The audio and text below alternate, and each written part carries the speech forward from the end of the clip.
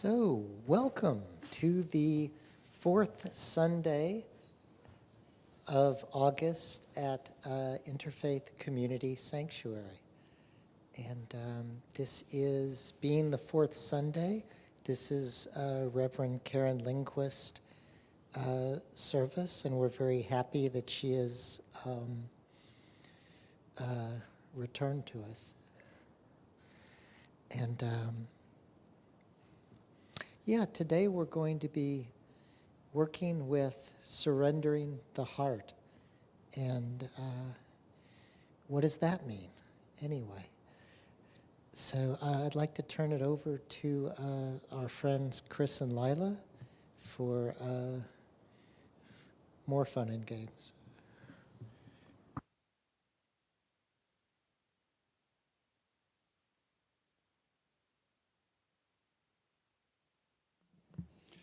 Good morning.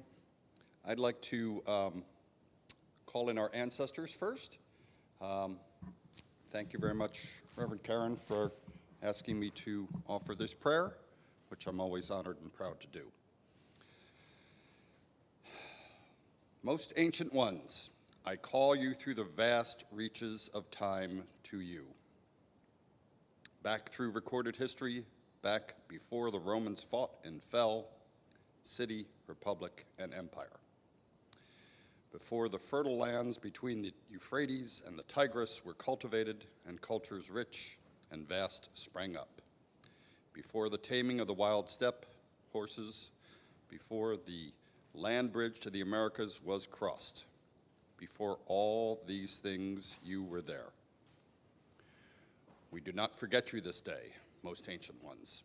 You are us and we are you. Our DNA the same as yours. Your minds bright and shining, your words clever, your hands working just as ours. We thank you for your gifts, and we thank you for your survival. We are you, come back again, building on your work through the shifting sands of time. Most ancient ones, Homo sapiens, please accept our offering. And now I'd also like to honor the first peoples of this land and of lands around the world. You may realize that before our people came here, there were others who held this land sacred. Many tribes crossed these lands that we call Seattle, we call King County, we call the United States. In this particular area in Ballard, one of the many native groups that were here were called the Duwamish. And the Duwamish, while there are over 500 tribes recognized across the United States, the Duwamish aren't one of those that are recognized by the U.S. government.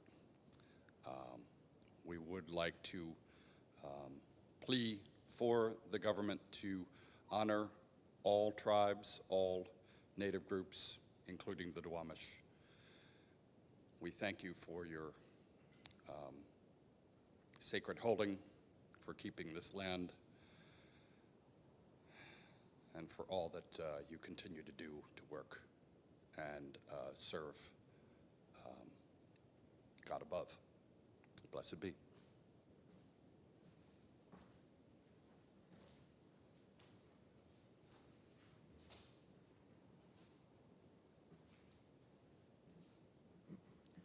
Good morning. I'll be honoring the Divine Feminine. There are words in our program today if you'd like to read along with me. Let us adore our glorious Lady, she of many names and forms, Sophia, Maria, Magdalena, Kuan Yin, Ali, Isis. She who is represented in many images, while she is beyond and all of them. She whose image we hold here, although she is all in all. Fill me with your beauty and grace, your silence and peace, your strength and courage, your understanding and acceptance, your openness and receptivity. Visit me with your ability to hold the light and to give expression in the world of form. So mote it be.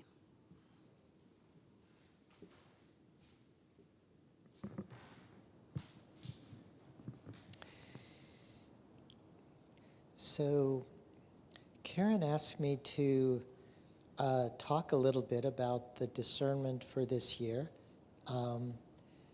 And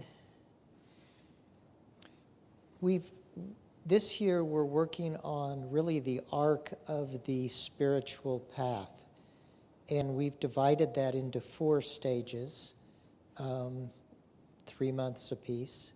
And it's a very simple kind of schematic in a way that we've derived from a lot of different traditions that all kind of agree on the basic arc of the spiritual path. The spiritual path is interesting because it's not completely formless. There's actually a path and a goal. So there's some kind of expectation that you walk the path and you reach the destination.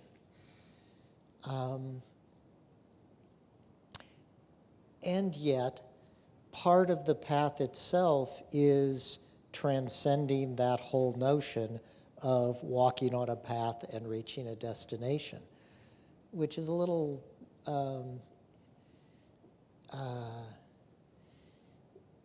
it's very much in accord with what we experience all the time, but it's kind of hard for our minds to grok. So I'm going to go over the stages quickly, and I know I've used this metaphor before, I think, but it's kind of like having a party at your house. If the first thing you do, the first stage is you prep the house, you clean, you make sure everything's functioning properly, that your refrigerator is working, that your stove is working, you clean the tables, you get out the silverware, whatever. All of these are kind of the basic, basic ethical and moral principles of every path. The sort of things that even the most basic human society agrees on, that we should treat each other with consideration, that we should listen to each other. And there's that internal work of just cleansing our senses and purifying ourselves so that we can move forward in a conscious and willed way with intention. That's the first stage. It's just sort of, in a way, it's setting the stage. It's clearing the decks. And that's another metaphor. Clearing the decks, getting on the boat, But back to the party metaphor, you've cleaned it. Now you start preparing for the party. This is the second stage. You start doing the specific things that need to happen for this specific event. Say it's a dinner party. You're cooking, you're getting the menu together, all of these things. The third stage, which is the stage we're in now in the year, is the party itself. It's in a sense the goal of all the preparation. And the important part about it, for our purposes, is you can't really make it happen. All you can do is bring all the elements together and hope a party happens. You can't coerce it into happening. It's a spontaneous thing. It's a spontaneous thing that happens beyond any of our control. It is grace. But it's much more likely to happen if we clean the house and cook dinner and did all of this stuff. So this is basically the spiritual path. And of course, the fourth stage, which we will get to in the last 3 months of the year, is cleaning up. And, with the expectation that at some point there'll probably be another party in the future, and we integrate what happened at that party, and we're just living life. But we're living life from a different perspective than we had before. Because the third stage is really about the experience of unity. It's about the experience of living life without our ego in the way. It's about the experience of forgetting ourselves and just being in the moment and being connected with all of reality. And we can talk about this from a sort of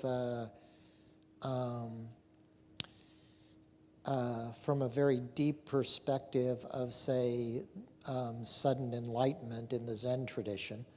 You know, somebody hits you with a stick and you're there, or you fall out of a tree and you're there, whatever. And or we could look at it from the perspective of just the very ordinary sense of being in the flow and being connected, which we experience throughout the day. And but we often don't, I think, appreciate it and experience it consciously. We experience it every night when we go to sleep, you know. But when we go into a dream state, and then beyond the dream state, there's this deeper dream state, let's say, that mostly we are not conscious of. Mostly that does not come back into consciousness when we wake up.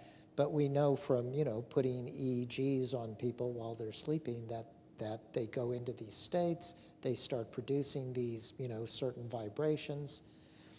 And some people can actually do this consciously. Some people can stay conscious through the entire process, but that's very, again, that takes practice.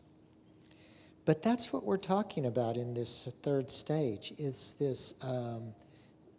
the grace of feeling connected with everything. And there's kind of a bait and switch here, because we think, when we do all these things to get on the spiritual path, in a sense, we think we're going to get to enjoy it. And it's not quite true, because we do get to enjoy it, but the part that is thinking that is the part that has to disappear before that can happen. Whee! Okay, let's go. So this month, we're surrendering the heart. And I began to think about, what does that mean? What is the heart? And what is surrendering? And I decided that surrendering the heart has to do with love. That you're creating in yourself the affinity with love. And it shows up in infinitely appreciative ways. So if you just take a moment to think about surrendering to love, let that evolve within your consciousness. It will probably bring up your life experiences, and it also may bring up within you what you want and what you have not achieved and what you can give to others. So just take a moment and think about surrendering the heart, surrendering to love.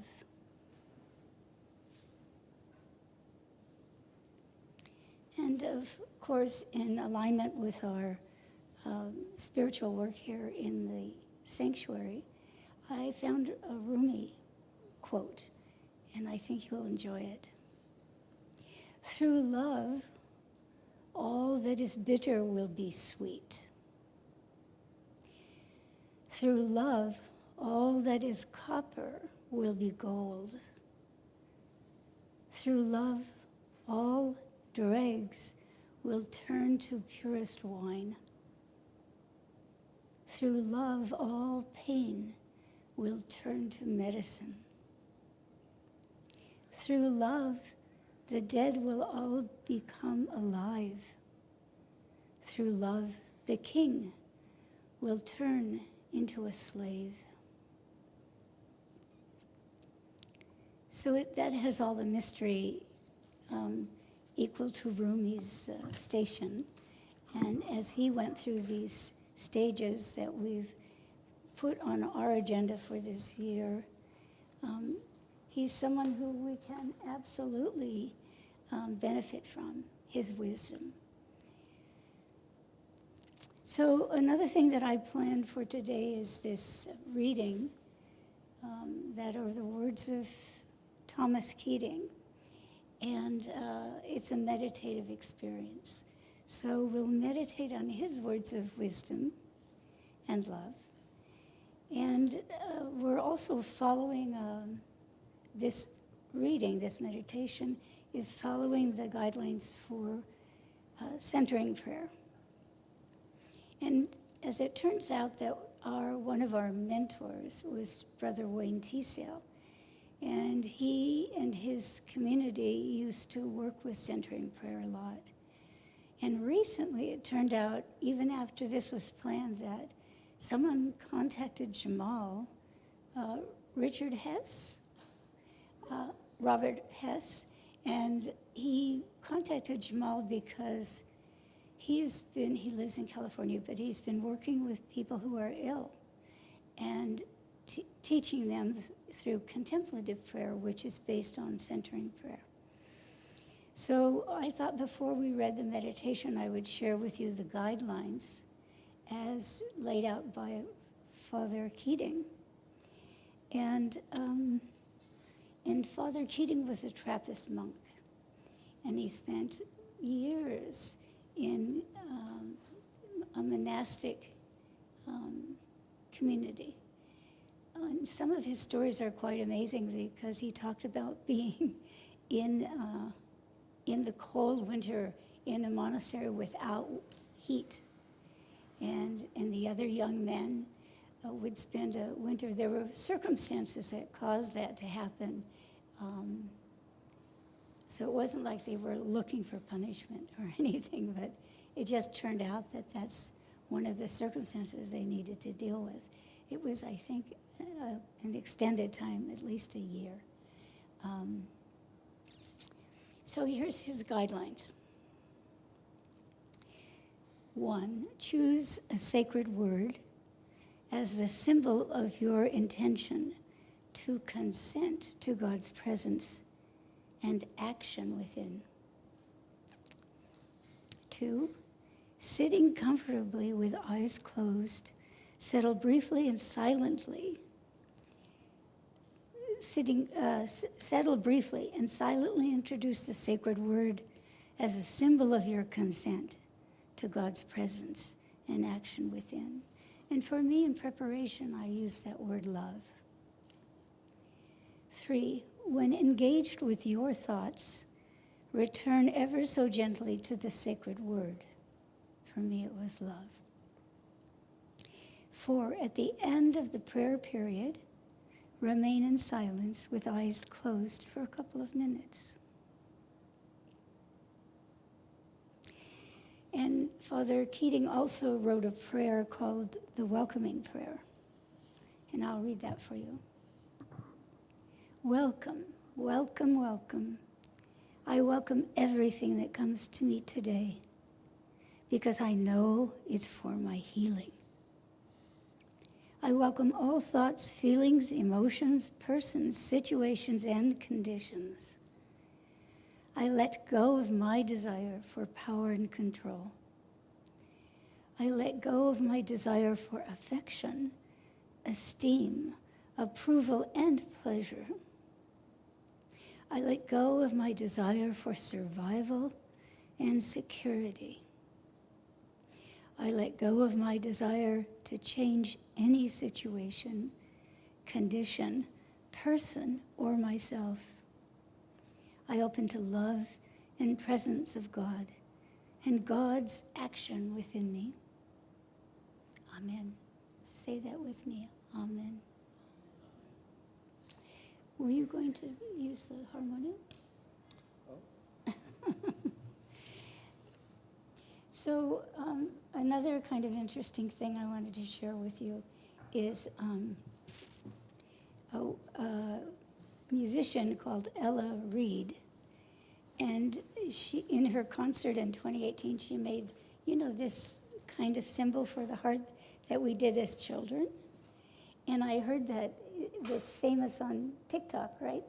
And that it seems very juvenile, which it is, but it's also fun. It also, I think, is like a mudra.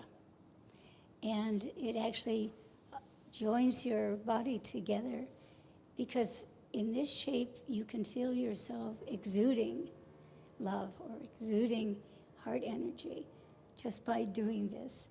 And it's kind of a sweet thing. Also, I wanted to share with you that as one of the vital organs, the heart was long identified as the center of the entire body. The seal of life, the seat of life, the seat of emotion, the seat of reason, the seat of will, intellect, purpose of the mind. And that heart is an emblematic symbol of the throne of God. In Islamic and Judaic Christian thought, the divine center and the third eye of transcendent wisdom in Hinduism, the diamond of purity in the essence of Buddhism and Taoist center of understanding. So this is not only good to remember, it's good to embody. So that's what I hope for us to accomplish today, this idea of surrendering the heart, the activating love. And so now I would like to read that meditation for you. And Michael's going to play harmonium.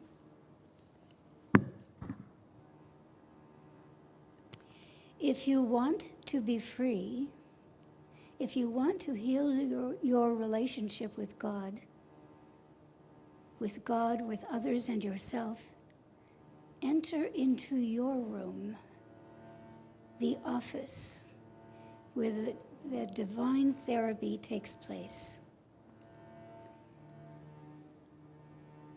Close the door so you don't run away. Quiet your interior dialogue so that you can listen to what the Spirit is saying to you. An enormous intelligence is guiding us through the process with a love that is unconditional and determined to bring about this healing, whatever the cost is to itself. Gregory the Great expressed it as a resting in God. Don't judge centering prayer on the basis of how many thoughts come or how much peace you enjoy.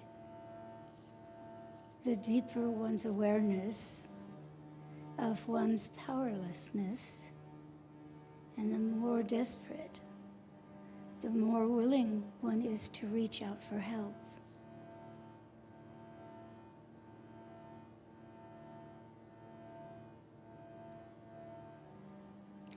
This help is offered in the next 2 steps.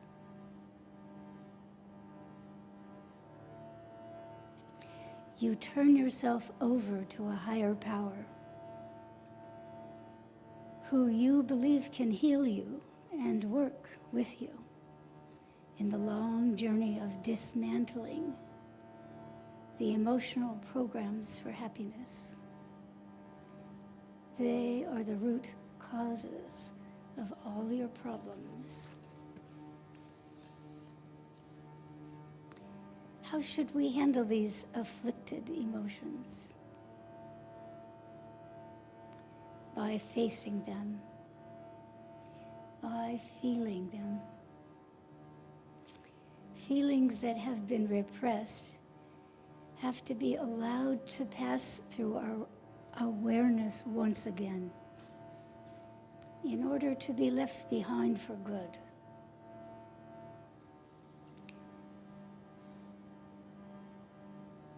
The radical healing is the acceptance of the situation, because in some way God is present there.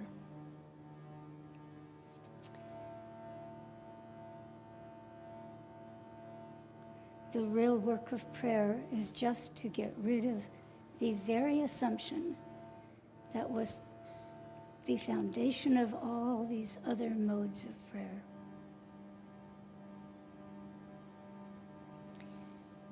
It is a matter of shifting the location of the sense of identity. The false self is deeply entrenched. We have to accept that the word does not have a fixed, the word I does not have a fixed and clear and obvious referent. This is where the transformation that we undergo becomes more and more radical with each breakthrough or illumination. The contemplative journey, because it involves the purification of the unconscious, is not a magic carpet to bliss.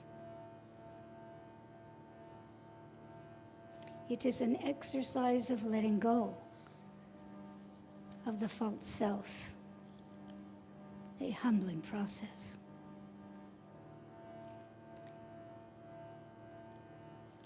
Because it is the only self we know, nothing is more helpful to reduce pride than the actual experience of self-knowledge.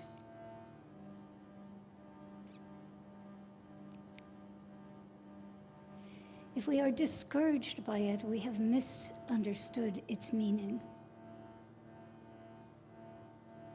God has not promised to take away our trials, but to help us change our attitudes toward them. That is what holiness really is. In this life, happiness is rooted in our basic attitude toward reality. For human beings, the most daunting challenge is to become fully human. For to become fully human is to become fully divine. For human beings, the most daunting challenge is to become fully human. For to become fully human is to become fully divine.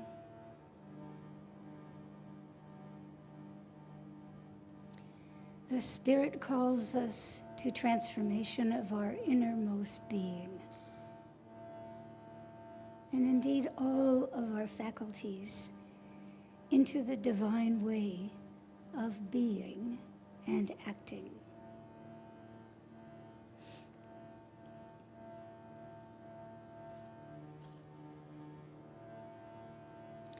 Divine love picks us up when we sincerely believe nobody else will. We then begin to experience freedom. We then begin to experience peace. We then begin to experience calm. We then begin to experience equanimity. We then begin to experience liberation from cravings. A total surrender of ourselves to the spiritual journey is required. When the presence of God emerges from our inmost being into our faculties, whether we walk down the street or drink a cup of soup, divine life is pouring into the world.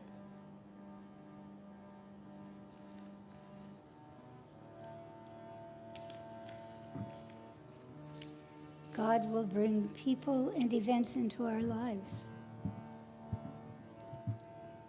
And whatever we may think about them, they are designed for the evolution of this divine life in us. Gifts of the Holy Spirit grow in direct proportion to the depth and sincerity of our love.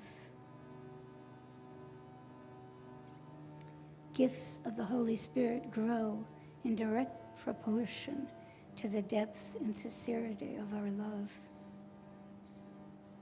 To live in the presence of God on a continuous basis can become a kind of fourth dimension to our three-dimensional world, forming an invisible but real background to everything that we do or that happens in our lives. Silence is God's first language. Everything else is a poor translation. Whatever we say about God is more unlike God than saying nothing. If we do say something, it can only be a pointer toward the mystery that can never be articulated in words. All that words can do is point. All that words can do is point in the direction of the mystery.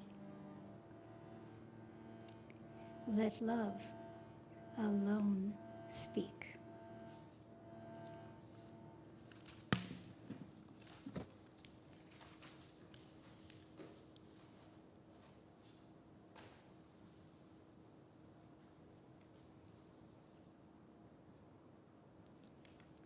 So I had in my plan that we would have a dialogue now.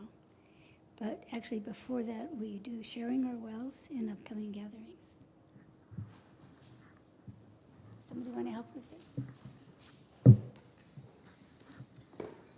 So I'm going to pass a plate around in the traditional fashion, and anyone who is online can just go to our website, easily accessible, interfaithcommunitysanctuary.org, and there is an easy to locate, not a donut button, a donate button. And for those of you here with phones, there's a Q code poster right by the door you could aim your phone at.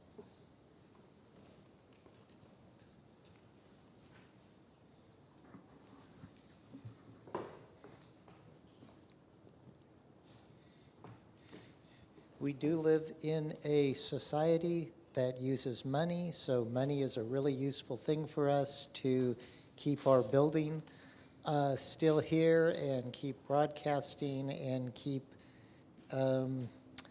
doing all the things that, human society requires to keep going.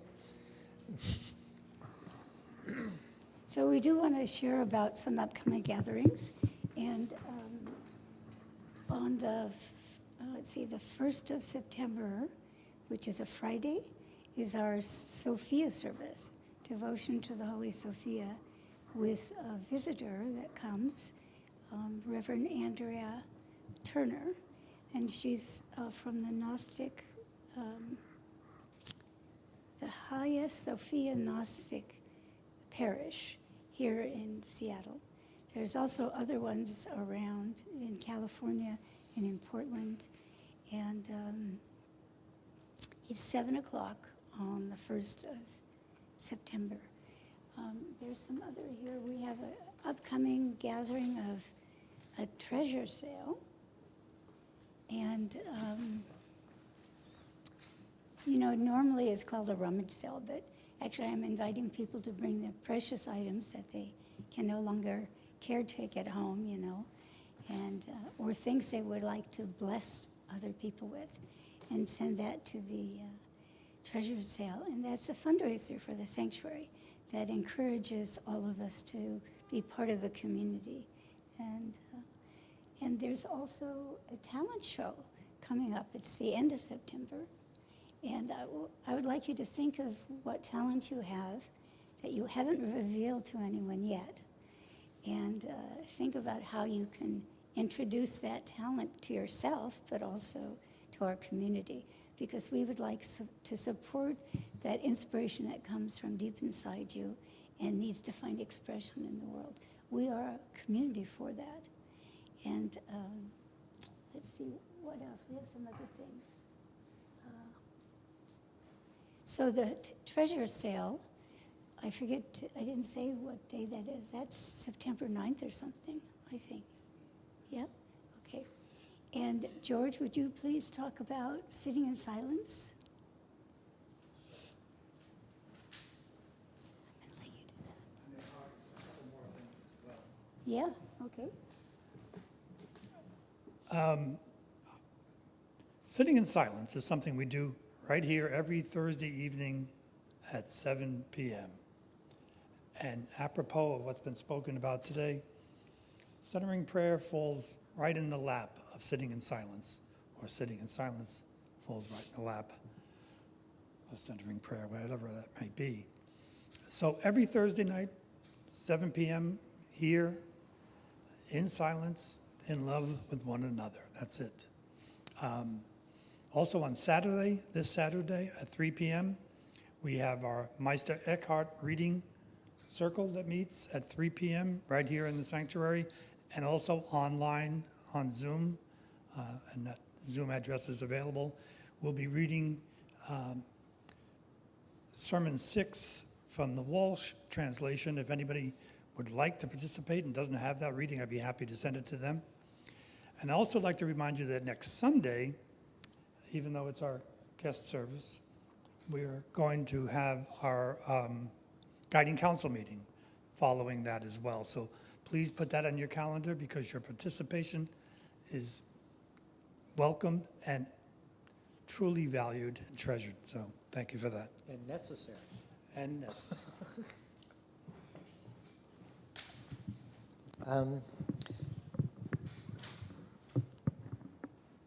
Our friend Amina Savlov wanted me to mention that she is doing a play called Two Big Black Bags, which deals with the personal and societal aftermath of war.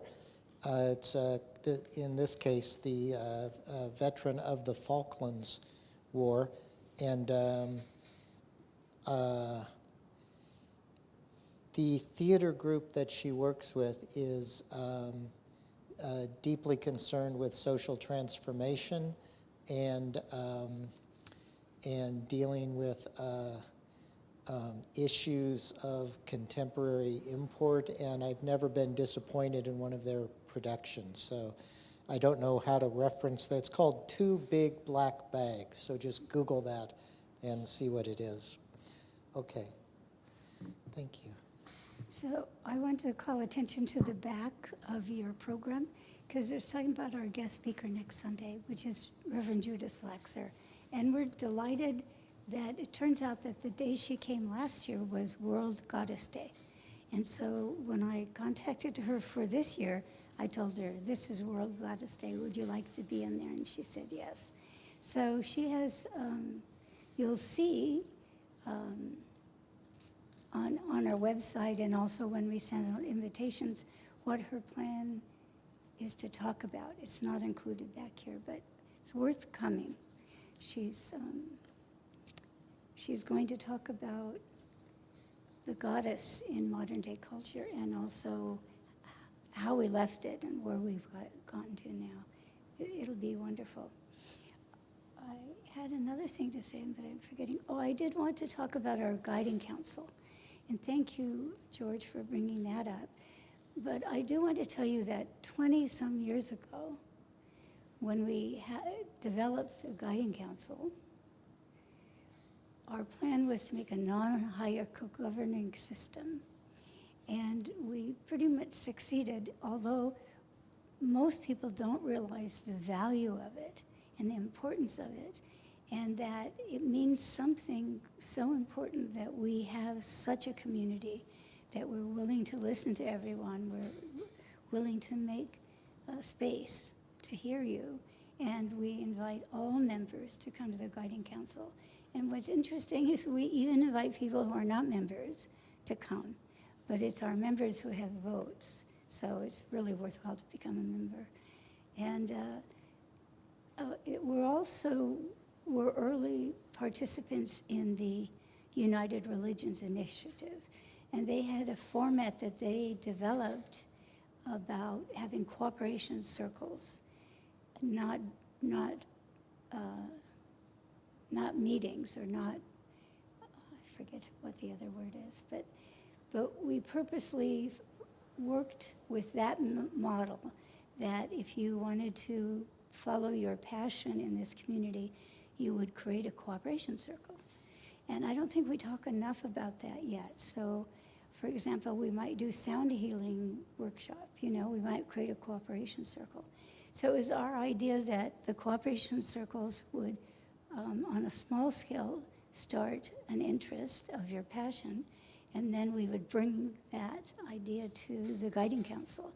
And the Guiding Council deals with the physical needs of the church and also the spiritual needs of the church. For example, we have a ministerial circle, and then there's building circles, and there's other circles. And so you can always find a way to participate. And if it's not happening, you can make some effort to make it happen. And also our meditation today is helping us listen to the divine guidance we get. And I sometimes notice that we don't act on it. If we have an idea what would be good for us to do and good for our community to do, if we don't take action on it, we're not fulfilling our purpose. So that's my plea for that. And then we were going to invite dialogue, but we want to go offline when we do that, right? Thank you.